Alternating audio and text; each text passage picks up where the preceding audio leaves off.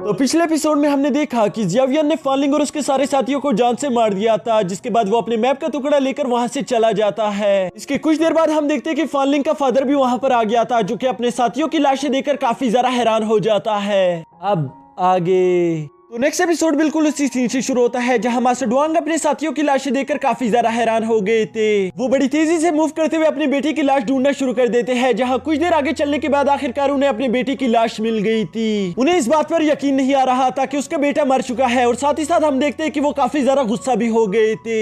इसी गुस्से के दौरान अपनी बेटी की आंखें निकालकर उसकी लास्ट मेमोरीज चेक करना शुरू कर देते हैं, जहां उसे जियावियन का चेहरा दिख गया था। वो जियावियन का चेहरा देखकर कहता है कि मैं नहीं जानता कि तुम कौन हो, लेकिन आज जो तुमने यहाँ पर किया तुम्हें इसकी बहुत बड़ी कीमत चुकानी होगी। मैं तुमसे वादा करता हूँ कि मैं तुम्हें इतना ज्यादा दर्द दूंगा कि तुम अपने मौत के लिए भी तरसोगे। इसके साथ ही सीन शिफ्ट होकर जियावियन पर आ जाता है, जो कि उस फाइट वाली जगह से अब उड़ता उड़ता काफी ज्यादा दूर आ चुका था, जहाँ वो अभी भी काफी ज्यादा घबराया हुआ लग रहा था। कि तभी उसके मास्टर उससे कहते हैं कि तुम्हें घबराने की कोई जरूरत नहीं, हमने मास्टर डुआंग को काफी ज्यादा पीछे छोड़ दिया, क्योंकि मैं यहाँ दूर दूर तक उसकी ऑरा को स्मेल नहीं कर पा रहा, तो इसका मतलब हम सेफ है। यहाँ ये बात सुनकर आखिरकार जियावियन का मन थोड़ा सा शांत हो गया था। तभी वो अपने मास्टर से कहता है कि हमें यहीं पर रुककर आराम कर लेना चाहिए, क्योंकि अभी के लिए रात बहुत ज्यादा हो चुकी है और रात के दौरान हमारा सफर करना भी सेफ नहीं। जिसके बाद हम देखते हैं कि वो वहीं पर गुफा में रुककर आराम कर रहे थे।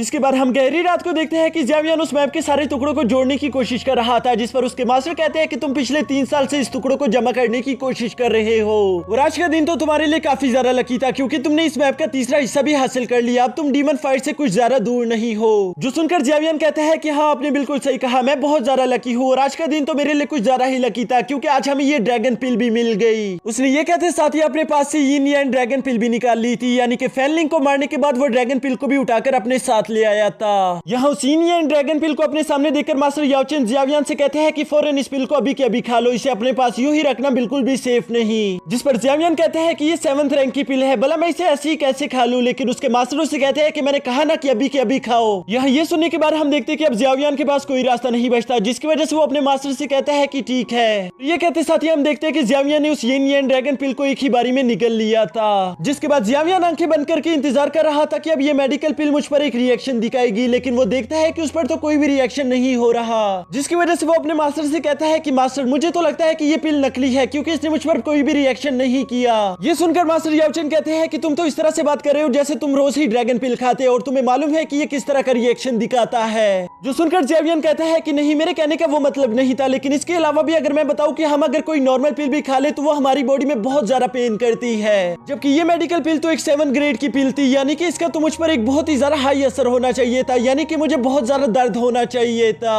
जो सुनकर मास्टर याओचेन कहते हैं कि वो इसलिए क्योंकि ये पिल अभी तक एक्टिवेट नहीं हुई, बिल्कुल वैसे ही जैसे उस ऑक्शन में कहा गया था कि इसका कोई भी साइड इफेक्ट नहीं, ये पिल आपकी बॉडी में पड़ी रहेगी बिल्कुल ही स्टोर एनर्जी की तरह, लेकिन उस एनर्जी को हासिल करने के लिए आपको बहुत ज्यादा तकलीफ से गुजरना पड़ सकता है। ये यिन यान ड्रैगन पिल किसी आम इंसान के लिए नहीं बनाई गई थी, बल्कि इसे बनाया गया था एक ऐसे 2% के लिए जो कि बहुत ज्यादा पेन को बर्दाश्त कर सके।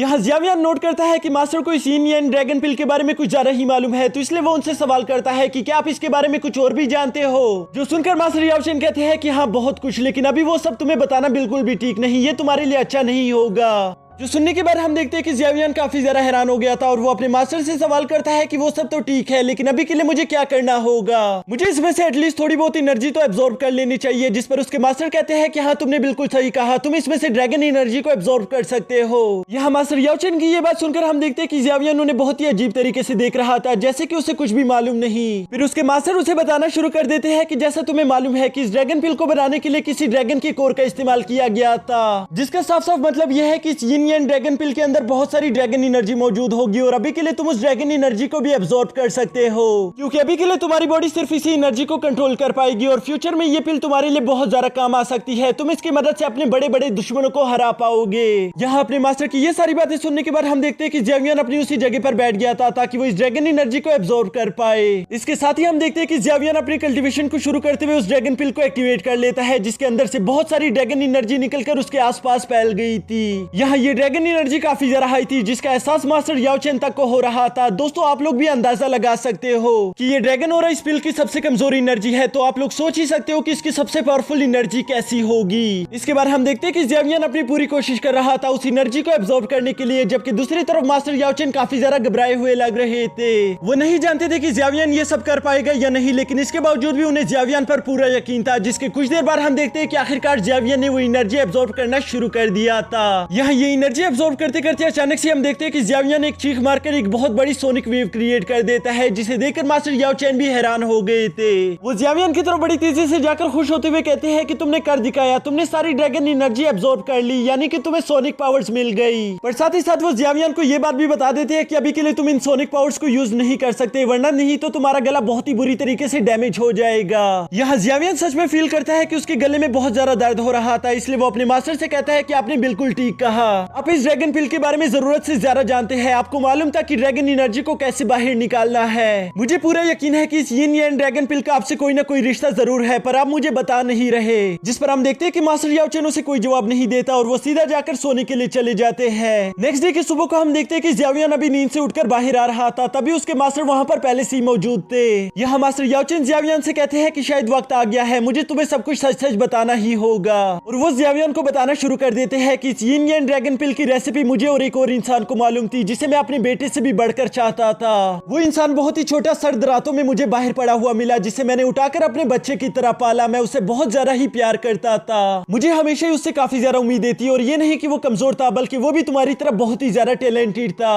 मैंने उसे अपनी हर एक टेक्निक सिखाई और मुझे उम्मीद थी कि वही मेरा अगला वारिस बनेगा, लेकिन एक रात उसने मुझे धोखा दे दिया। और ये सब बताते हुए हम देखते हैं कि मास्टर याओ चेन काफी ज्यादा इमोशनल हो गए थे, जिसके आखिर में वो कहते हैं कि ये भी उसी की मेहरबानी है कि आज मैं एक सोल बनकर फिर रहा हूँ। जबकि दूसरी तरफ ज़ेवियन को ये बातें सुनकर काफी ज्यादा गुस्सा आ रहा था। वो कहता है कि इस तरह के आदमी को तो जान से मार देना चाहिए। जिसके साथ ही मास्टर याओ चेन कहते हैं कि नहीं, अब इस बात से कोई फर्क नहीं पड़ता, क्योंकि मैं काफी ज्यादा खुश हूँ, क्योंकि मेरी मुलाकात तुमसे हो गई। जो सुनकर ज़ेवियन कहता है कि मास्टर आपको बस मुझ पर यकीन करना होगा, मैं ब्लैक सील सिटी में उसे ढूंढ लूंगा और मैं वहाँ पर उसे अच्छा सबक सिखाऊंगा। उसने आपके साथ जो कुछ भी बुरा किया, मैं उस सबका हिसाब बराबर लूंगा। जिस पर मास्टर याओ चेन उसे कहते हैं कि नहीं, तुम ऐसा नहीं कर सकते, तुम अपनी अभी के स्ट्रेंथ के हिसाब से उसका मुकाबला नहीं कर सकते, इसलिए तुम्हें पहले अपनी पावर्स को बढ़ाने पर फोकस करना होगा। ये सुनकर ज़ेवियन उनसे कहता है ठीक है मास्टर, जैसा आप कहो, मैं आपको बिल्कुल भी डिसअपॉइंट नहीं करूंगा। जो सुनकर मास्टर याओ चेन कहते हैं कि हाँ, तुमने बिल्कुल ठीक कहा, मेरी आंखें एक बार धोखा खा चुकी है, वो दोबारा धोखा नहीं खा सकती, मुझे तुम पर खुद से भी ज्यादा यकीन है। जो सुनकर हम देखते हैं कि ज़ेवियन में पहले से भी ज्यादा कॉन्फिडेंस आ गया था और वो खुश होते हुए कहता है ठीक है मास्टर, फिर हमें कनान कॉलेज की तरफ जाना होगा,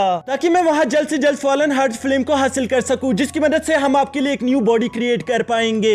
ये सुनकर मास्टर याओ चेन काफी ज्यादा खुश होते हुए वापस अपनी रिंग में चले गए थे, जबकि दूसरी तरफ ज़ेवियन भी काफी ज्यादा खुश होते हुए कनान कॉलेज की तरफ उड़ना शुरू कर देता है। और इसी के साथ हमारा ये एपिसोड भी यहीं पर खत्म।